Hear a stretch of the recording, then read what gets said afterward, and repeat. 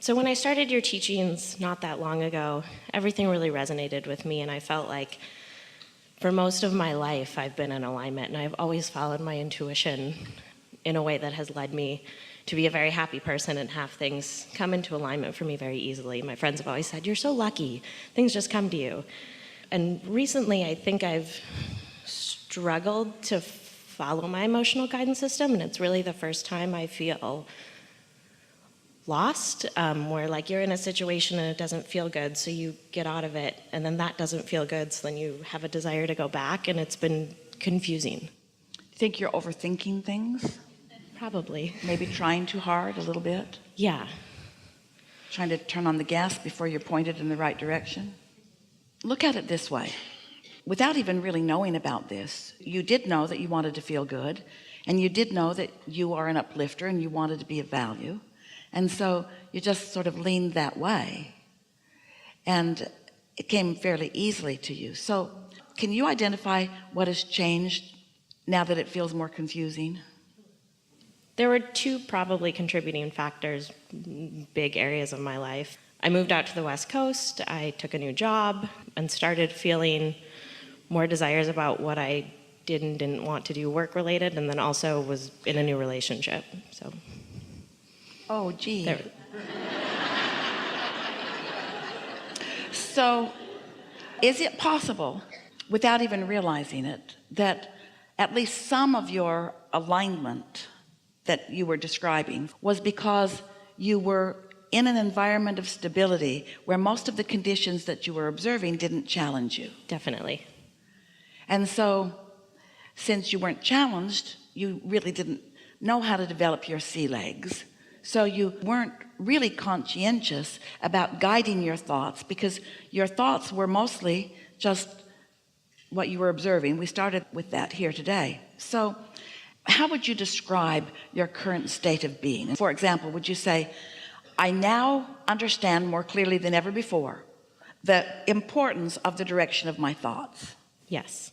And I now understand more clearly than ever before that I have a guidance system that makes that pretty easy. I have a guidance system that could make that pretty easy.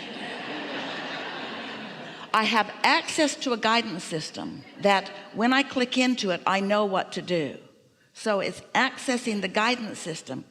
Last week we gave an analogy, and Esther's been laughing about it, talking to different people about it ever since, that for years the analogy that we've given about alignment is, imagine a cork floating on the surface of the water, and you can hold it under the water, and let's call that negative emotion or lack of alignment.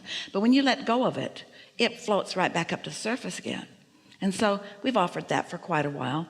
And then recently we've been offering the analogy about the importance of hooking in or being a vibrational match or finding resonance with your source, and that not doing that would be like vacuuming your floor without plugging the vacuum cleaner in, going through the motions, and everyone could watch and say, good job, we see you're covering this entire floor, but you're really not accomplishing what you're setting out to accomplish. And then recently we offered another analogy which Esther really liked because the visual in her mind was so pleasing. So here's your vacuum cleaner, you, and because you do attract through sucking, and you want to be plugged in to that source energy. So your electrical cord is alive and headed for the outlet. It knows where it wants to be. It's natural that it be there, and it's going there. Unless you're swatting it out of the way, it will get there. Unless you're pulling it back, wait a minute. Your alignment is so natural. Your alignment will happen unless you do that thing that doesn't let it happen. Your alignment will happen unless you do that thing that doesn't let it happen. What is the only thing that you do that doesn't let it happen? You think thoughts in opposition. And when you do that, you feel negative emotion. So every time you feel negative emotion, it's like you're jerking that cord back. You're not letting it hook in, because as soon as it hooks in, you'll be fully empowered. So what kinds of things, we know that you know, it'll be easy to have this conversation.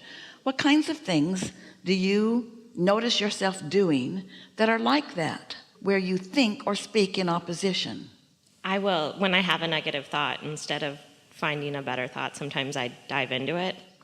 All right, so everybody does that, and you know why? Law of attraction is powerful, because when that thought's active, if you let it be active for very long, it's naturally attracting other thoughts that match that. So the key is to catch the thoughts early before they get so much going, and not talk to others who will add to it. What else?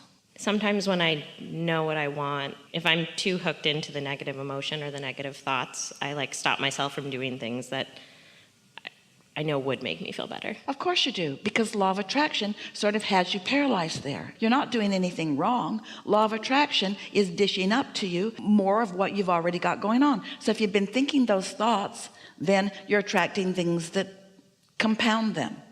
You're attracting things that give evidence to them until you form a belief. A belief is just a thought that you continue to think.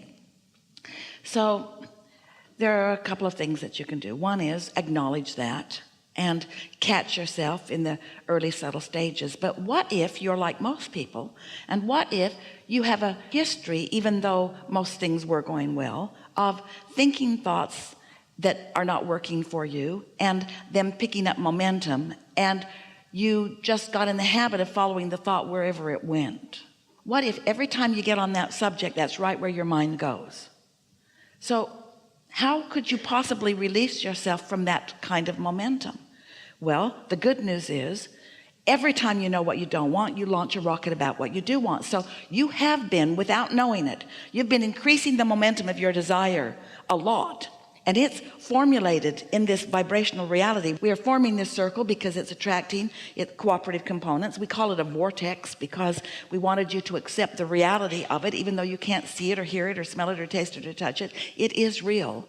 So knowing that it's real, even though you can't find the thought, knowing that it's real, doesn't that sort of kind of make you feel better? It does. So when you say, I know what I want is out there, even though I can't find it yet, knowing that it is out there, does that make you feel better or worse? Better. Makes me feel good knowing it's out there, even though I can't find it. So then you said to us, because you got really tired of us talking about this vortex, all right, Abraham, enough about this invisible magic place.